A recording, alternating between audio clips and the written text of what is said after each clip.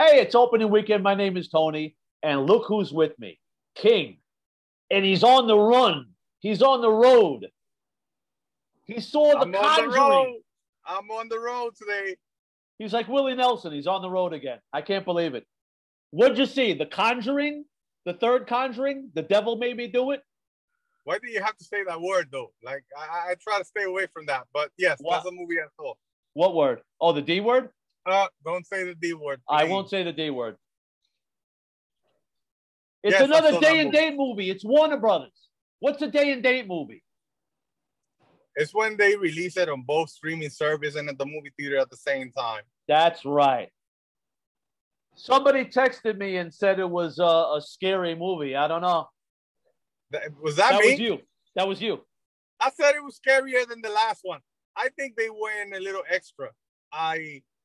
Yeah, of course, it has to be dramatic. If it's not extra dramatic, nobody's gonna watch it and nobody's gonna like it. You know, the more horror and the more gore and the more blood and the more scary, the scarier it is, it sells more, I believe. And I think this probably was one of the best ones when it comes to that. Considering it was a true story and supposedly there's records and recordings and video. I don't know if they have video footage from that era, but I know they got photography and I know they got audio of the exorcisms. I think that it was a little exaggerated. Right. If there was evidence of stuff like that actually happened, I think more people believe in religion and believe in evil than they are now, to a different level. But it was a good movie. I believe the acting was great. They were both a little older in this movie, and they were all having, health issues, both having health issues. They were both a little older. I believe he had some heart condition and he was taking the pills for it. And who has a heart condition got to deal with evil and spirits and the dead. You might have a heart attack in the middle of one going to work. Right. But it was a good movie. The acting was good. I think it was one of the best ones.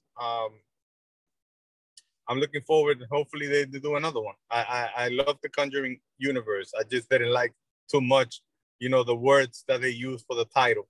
Right. The D word. The D word. I Vera try not for to say Vera. that. I try not to say that stuff a lot. I'd rather say the G word, God. I'd rather stick with that. They stick with the other one. Yeah. Well, that's the title they chose. Yes, Mr. Movie Guy. So it picks up after the second one, or? I believe this is more towards the end of their career because they're older and they're dealing both with health issues, like I said. Right. They're not as young as the other movies. They seem to be a little older in this movie. So I don't think it was picking up from anything. It was just probably towards the end of their career, probably one of the records, the missions that they had when they were doing all that stuff.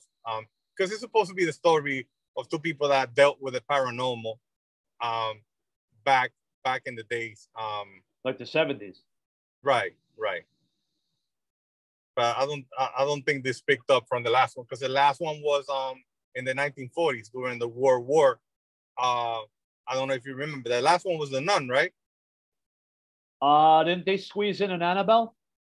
No, I think that they did La Llorona, right? La Llorona, right. That's right. They did That's La right. Llorona, and then before that they did The Nun. But I don't think neither one of them two was from now. Those two were old, and they were a little younger in those two movies. And then this one, they were old.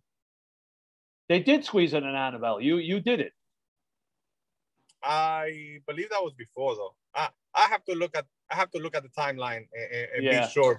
But this is nothing right after anything that just happened. This is more towards the end of their story, because everything is supposed to be follow up with whatever they did, whatever jobs they did dealing with the paranormal. Right. And this was more. They were more, I would say, in the late 60s, early 70s when this happened. That's what the appearance it gave me in the movie. That Their daughter, I believe she was older already. She wasn't even living with them. And it was a good movie. Because if you like horror, I do. it's just like, it's not the time of the year. It's the time of the year for you to go see action. I can't wait for Fast 5. I can't wait for Black Widow. F9. I don't want to be watching Fast 5, Fast 9. That's how F9. far we are. That's how far we are. Do you think this will be a good, strong summer horror movie? How do you think it'll do this weekend? I don't know, because it has to do the box office ain't doing that well either. Right. And most people go watch horror movies more in the winter. This is a time for action and sci-fi, and it's usually Independence Day, Bad Boys, and Terminator time, not horror movie. People really don't go to the movies in June and July for that. They go in October when Halloween is coming. True, very true. Maybe I'm off, but I think... Oh, I lost them.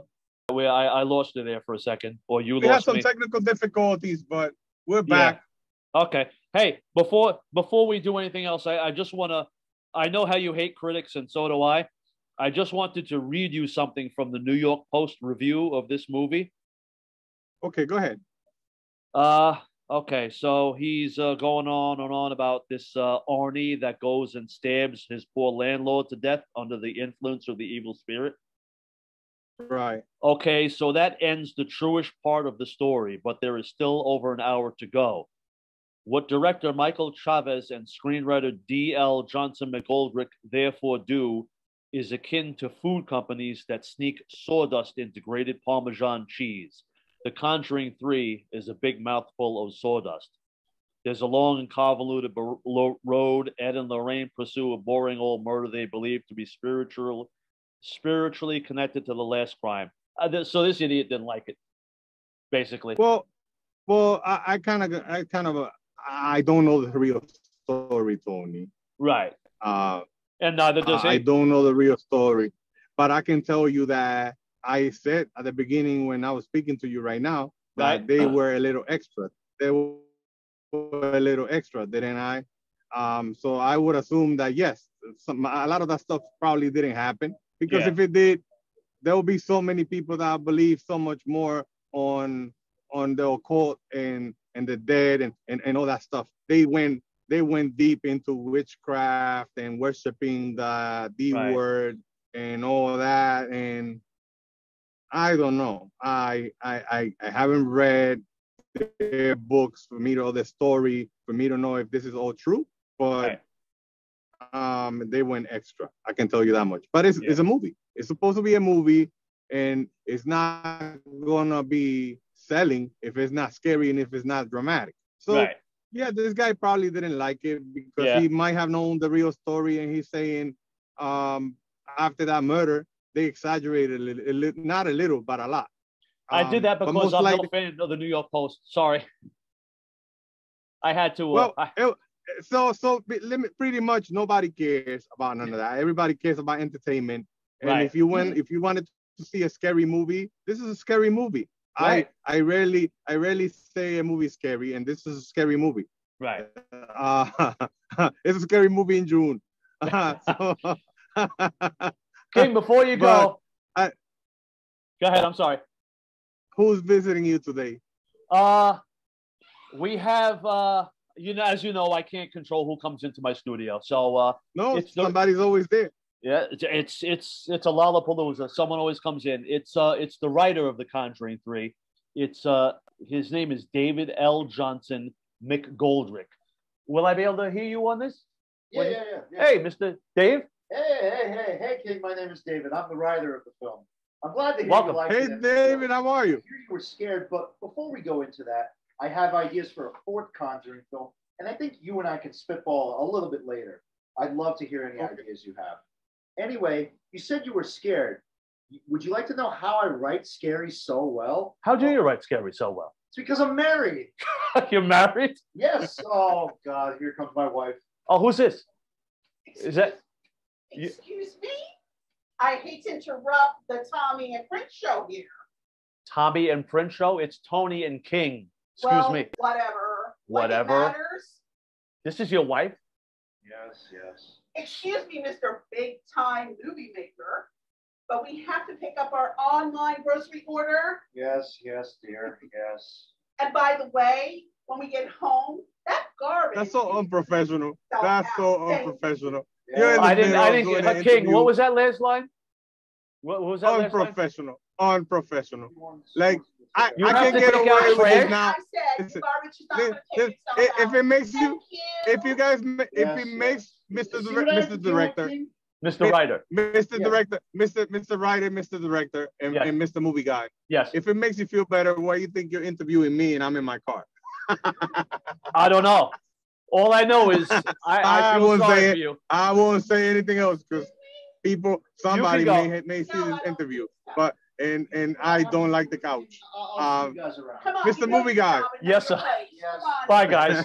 I'll bet you King doesn't take any golf off his wife. I don't know what the hell that was. I'm gonna start locking that Listen. door, man. Yeah, I don't know. Apparently, oh, you're right. You're cracking yourself up. I'm okay. I'm okay. You guys are funny, man. Have a good one. Yeah, I'll see you next time. Well, we'll talk next week. All right. Have a good one. In the Heights? Maybe. I think about it. Okay. Otherwise, I'm gonna go up to Washington Heights and talk to people. Okay. Thank you for coming on. I'll see you soon. Enjoy the rest of the weekend. Bye. Have a good one. You too. Bye.